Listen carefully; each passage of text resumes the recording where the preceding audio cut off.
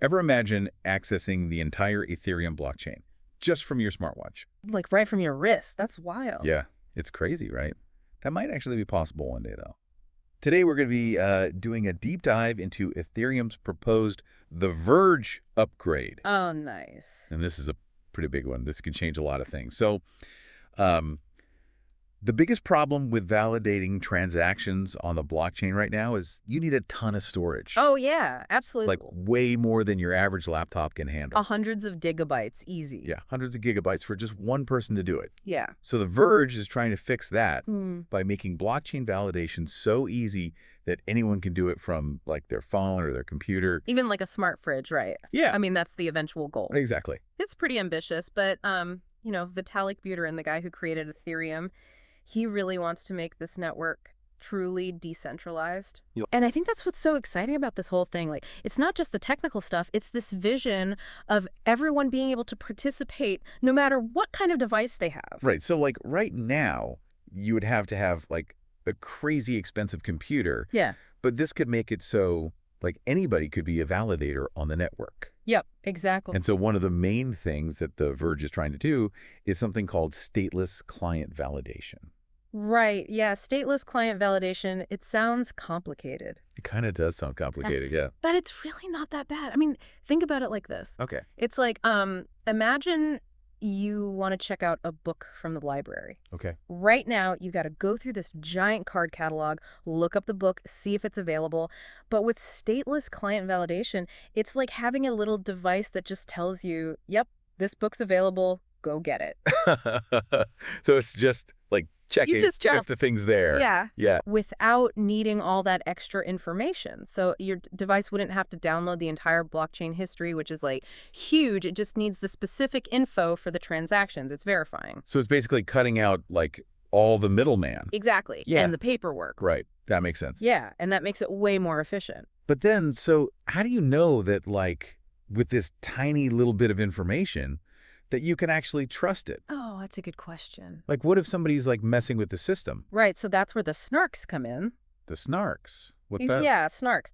It stands for succinct, non-interactive arguments of knowledge. Oh. Kind of a mouthful, right? Yes. But essentially, imagine, think of it like a secret code to unlock a treasure chest. Oh. Right.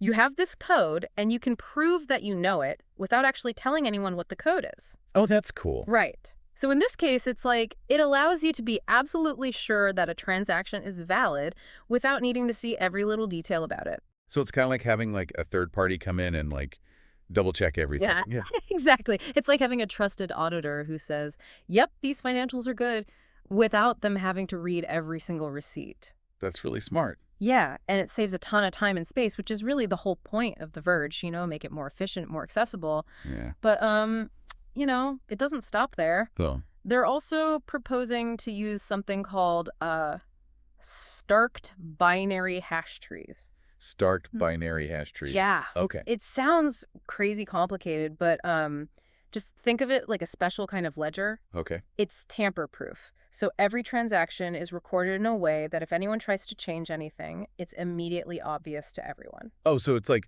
if you try and like edit a Google Doc or something and it shows the edit. Yeah, kind of like that, but Yeah. way, way more secure. Got it. Got it. So it's basically like it just adds another layer of security to everything. Exactly. Like it's building trust in a system where, you don't necessarily have to trust any one individual. Yeah, so it's trust through math, basically. Yeah, exactly. Trust through math. So, I mean, all this stuff, it sounds super promising, right? Like, potentially this could change how we interact with the blockchain forever. Oh, absolutely. I mean, imagine if it becomes as easy to use the blockchain as it is to use your phone. I mean, it could really change everything. But I guess that's where it gets kind of, I don't know. I have mixed feelings about it, I guess. Like, what happens when it's that accessible? Right. I mean, that's the big question, isn't it? What are the potential benefits and also the challenges? Like, if blockchain is everywhere, what does that actually look like? Yeah. I don't know. I guess, what do you think about that? What are the good things and what are the bad things that could come out of this? Well, I mean, I think on the positive side, it has the potential to really democratize access to financial tools, to information, to all sorts of things. But I think we also have to be really careful about things like privacy, security, and making sure this technology doesn't end up benefiting just a small group of people. Yeah. So I think it's something we really need to think about as we move forward. Like, how do we make sure this tech is used in a way that's fair, that's inclusive, and that benefits everyone? Yeah, that's a good point. I think that's something that, like, anybody listening should think about, like, what excites you about this future? Yeah. And also, like, what concerns you? Exactly, because it's coming one way or another, and it's up to all of us to shape it in a positive direction. Yeah, I think that's a great note to end on. So thanks for coming on and talking to us about The Verge. Oh, thanks for having me. This was great. Yeah, this was fun. And yeah, so thanks everyone for listening, Yeah. and we'll see you next time. See ya. Bye.